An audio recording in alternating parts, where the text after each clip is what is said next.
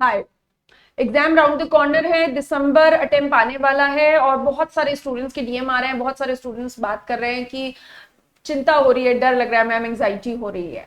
तो आज हम इसी डर, इसी एंग्जाइटी के बारे में बात करेंगे। तो सबसे पहले मैं आपको कहना चाहूंगी कि जैसा आपके साथ हो रहा है वैसा हर स्टूडेंट के साथ होता है। मैं खुद भी इसी फेज से निकली हुई, यही जर्नी हमने भी जी है। ठीक।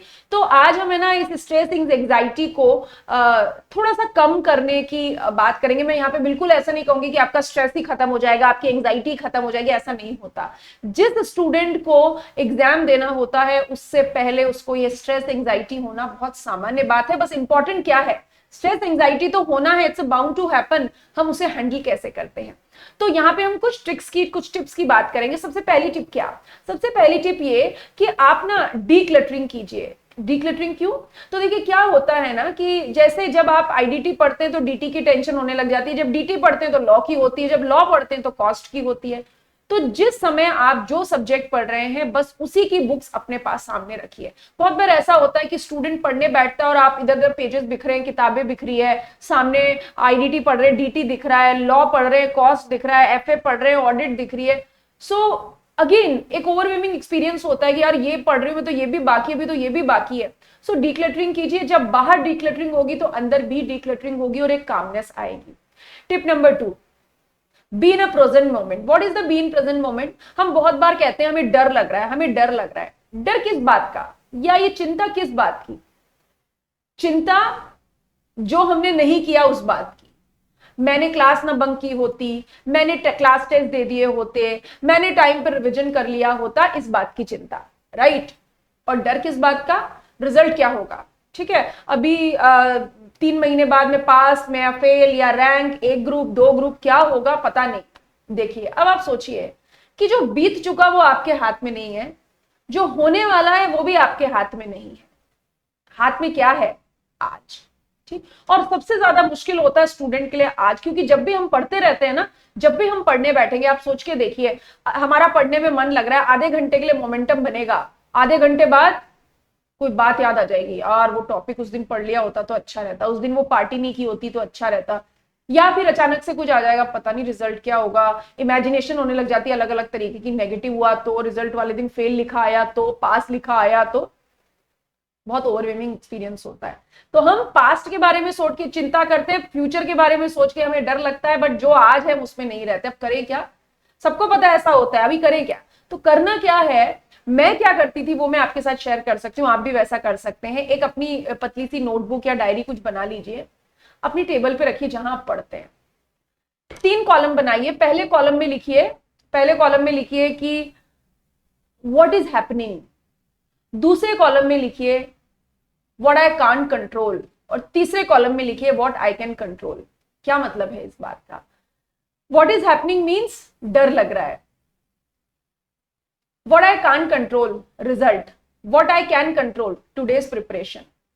ठीक है, ऐसा आप करते जाइए। हो सकता है रिपीटिशन होगा, लेकिन फिर भी जब आप चीजों को पेन डाउन करते हैं वो ज्यादा स्ट्रक्चर हो जाती है। ऐसा होता है ना, यहां से बोझ उठा के उस पेपर पे डाल दिया, करके देखिए काम आता है। तीसरी चीज, हमेशा हर व्यक्ति के पास एक गो टू पर्सन होता है। मतलब आपके कोई फ्रेंड, आपके कोई रिलेटिव, आपकी दीदी, भैया, घर में मम्मी या पापा, आपके लिए एक गो टू पर्सन होगा जो आपको बिना जजमेंट आपकी बात सुनेगा। ठीक है, कभी भी बहुत ज्यादा परेशान हो उस व्यक्ति के पास चले जाइए, 5 मिनट बैठिए, बात करिए, एंड बैक टू स्टडीज। चौथी चीज, जब भी आप पढ़ रहे हैं स्मॉल ब्रेक। अपने आप से अनरियलिस्टिक एक्सपेक्टेशन मत बनाइए। अनरियलिस्टिक एक्सपेक्टेशन मीन्स हर स्टूडेंट की सिटिंग कैपेसिटी अलग अलग होती है, हर स्टूडेंट की सिटिंग कैपेसिटी अलग अलग होती है। कैसे? कोई स्टूडेंट 5 घंटे पढ़ सकता है, कोई 6 घंटे पढ़ सकता है, किसी से 1.5 घंटा ही बैठा जाता है। It's okay, it's normal. हर व्यक्ति, ईश्वर ने सबको अलग अलग तरीके से बनाया, हर व्यक्ति का माइंडसेट अलग है। It's all okay. क्या करें, क्या करें फिर? तो करिए ये कि आप जब भी पढ़ने बैठे तो स्मॉल ब्रेक लीजिए। जो भी आपकी पढ़ने की किस कैपेसिटी, अपने लिए रियलिस्टिक गोल बनाइए। मैं 2 घंटे पढ़ सकता हूँ, इट्स ओके। 2 घंटे के बाद 10 मिनट का ब्रेक लीजिए, बाहर टहल आइए, कुछ खा लीजिए, एक राउंड लगा लीजिए, किसी से बात कर लीजिए, and back to the studies. तो स्मॉल ब्रेक लेने से थोड़े से आप रिलैक्स होंगे। अपने आप को पनिश नहीं करना है unrealistic expectations, but intake honesty भी मेंटेन करनी है। आप पता लगे आप 2.5 घंटे पढ़ सकते हैं, आप सोचते नहीं नहीं आधे घंटे में उठ जाते, तो वो भी नहीं करना है। नेक्स्ट, और क्या कर सकते हैं आप? इसके अलावा आप क्या कर सकते हैं, एक चीज जो नहीं करनी है, क्या नहीं करना है, हम हर व्यक्ति के सर्कल में एक ना एक ऐसे फ्रेंड या कोई भी नोन व्यक्ति होता है जिसको जब आप फोन करते हैं तो वो आपको रिलैक्स नहीं करता है, डरा देता है, अरे तेरा ये भी नहीं हुआ, मेरा तो ये भी हो गया, ये भी नहीं किया, और ये तो करना था, ये तो बहुत इंपॉर्टेंट है। भले ही सामने वाले व्यक्ति को ज्यादा कुछ पता हो या ना हो, लेकिन आपका दिन जरूर खराब हो जाएगा।